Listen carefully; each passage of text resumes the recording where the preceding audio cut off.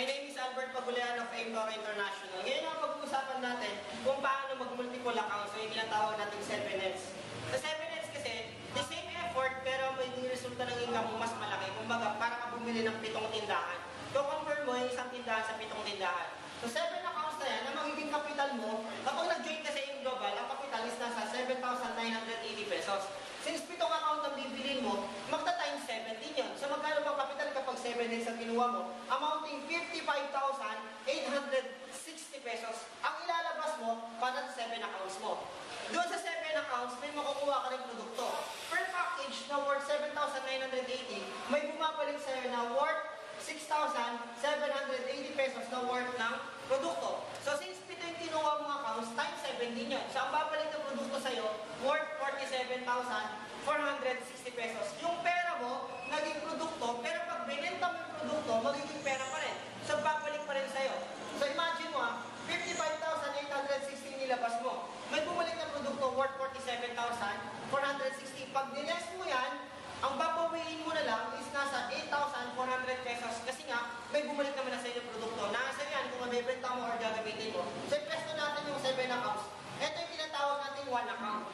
Ang mangyayari dyan, hahanap pa ng 2 tao mo, left and right. So before ka maghanap ng tao, ang ginawa mo, ikaw ulit yung ipinasok mo.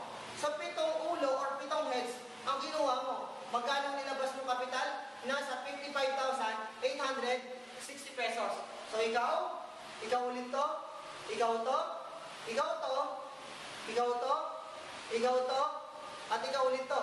So 7 accounts. So magkano kapital? Nasa 55,860. Imagine mo, tignan mo to, wala ka pang nire-recruit, ang nire-recruit mo pala, sarili mo. Pero ang first check na kikitain mo dyan, kasi meron ko 500, 500, pag nag-match, 1,515. Pag tinotal mong income yan, nasa 10,500 pesos agad-agad ang kinita mo sa 7 heads mo. Wala ka pang pinapasok, pero automatic may first check ka agad. First check na kung saan kinita mo doon sa heads na ipinasok mo na nakapangalan din sa'yo. Imagine mo, since ikaw itong 4 na nasa baba, 1, 2, 3, 4, 5, 6, 7. So 7 accounts. Obligado ka ngayon lagyan ng tigda-2 tao yung baba ng 4, 5, 6, 7 accounts mo. So imagine mo, lalagyan ka ng tigda-2 tao. Bilangin natin. Lagay ka ng 2 dito, 2 rin dito, 2 rin dito, 2 rin dito. So lumalabas, maghahanap ka lang ng 8 tao na kakilala mo. Siguro naman sa dami-dami ng kakilala mo, makakakuha ka ng 8 na mag-join sa'yo. Na mag-i-invest ng 7,980 pesos. Bilangin natin. 1, 2, 3, 4, 5, 6, 7, 8. 8 na kakilalang ipinasok mo na naglabas ng 7,980 pesos kung 1 account lang ang kukunin nila. So, pag binilang mo ang kita, nitong 7 account mo na nasa taas, ang total income niyang 7 heads mo ay nagkakahalaga po ng 22,000. Imagine mo, 8 tao lang ang pinasok mo, pero may kita ka agad na 22,000. Bawing-bawi mo na, inilabas mo. Meron ka nakuha produkto worth 47,000. Ang babawiin mo na lang is 8,400. Pero nung pinasok natin yung pangalan mo, automatic may first check ka agad ng 10,500. Doon pa lang, sa heads mo, bawing-bawi na kagad yung kapital na nilabas mo. Naghanap pa ng 8 taong kakilala mo, ipinasok mo, naglabas na ng 7,980 pesos nila. Pero ang kinita mo doon sa 8 kakilala mo ay nasa 22,000. Imagine mo, isang buwan, malaking bagay na to, malaking pera ang 22,000. Paano kung part-time mo lang ginawa? Ito ngayon ang malaking ano dyan. Paano kapag itong 8 kakilala mo, ginaya ka? Nung nakita nila na naka 7 accounts ka, nakita nila na ang laki pala ng pwede mong kitain, the same effort na maghahanap pa ng tao, pero may resulta malaki, na-realize nila na gusto rin nilang mag 7 accounts. O nag 7 accounts lahat to. Itong 8 kakilala mo, nag 7 accounts, imagine mo, gaano kalaking pera ang kikitain mo kapag itong 8 taong kakilala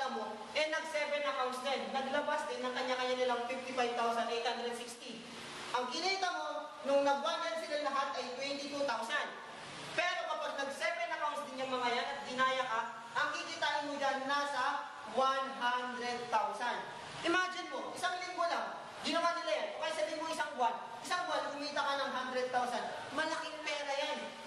Ang matindi dyan, 8 tao pa lang na nag-7 accounts, ganyan kalaki kinita mo. Sabi mo 2 buwan, nag-raise sila ng 55,860, pero kinita mo 100,000. Imagine mo, gaano kalaking pera ang pwedeng ipasok sa'yo kapag itong 8 tao na to na nag-7 accounts ay naghanap din ng tigwa 8 nila na magsi-7 accounts din. Kapag nangyari yun, ang kikitain mo ay nagkakalaga na ng 700,000.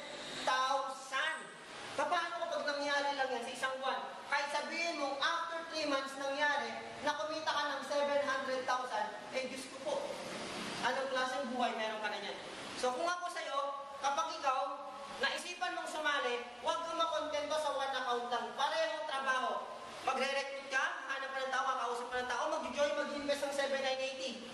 Since malaking negosyo to, kasi negosyo mo hindi lang naman Pilipinas, lalabas mo ito ng ibang bansa, yung kakilala ng kakilala ng kakilala ng kakilala mo, kikita ka sa lahat yan. Yun nga lang, ang kikitain mo, isang account lang. So kung ako sa'yo, since may pera ka naman, kahit wala kang pera, pag ito na-realize mo, maganda talaga, eh mag-decide ka na ngayon. Huwag kang kumuha ng 1 accounts, kundi mag-7 accounts ka. Wala akong kakilala na nag-invest na negosyante, naglabas ng 55,860, tapos nalugi nagpakamatay.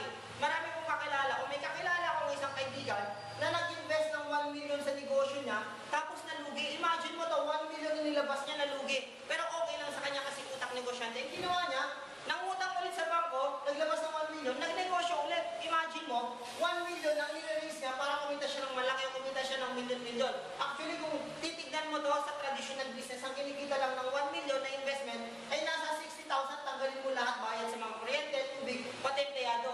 Imagine mo, naglalabas sila ng 1 million para kumita ng ganyang kalaki, tapos ikaw, 55,860 lang ang ilalabas mo, kikita ka ng 168,000 kada araw.